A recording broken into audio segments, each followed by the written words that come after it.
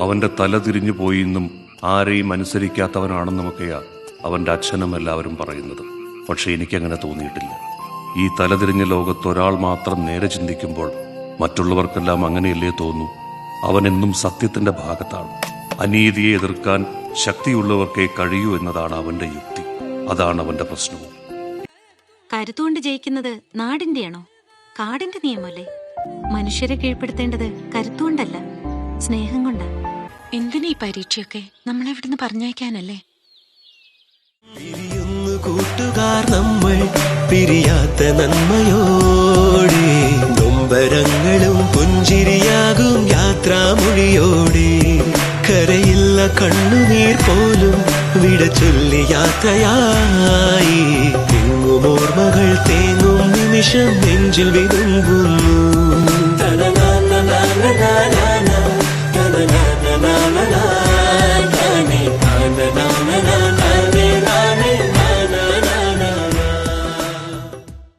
ഇപ്പോ എന്റെ ജീവിതത്തിലേക്ക് അമ്മൂന് അതൊക്കെ ഇഷ്ടാവോ?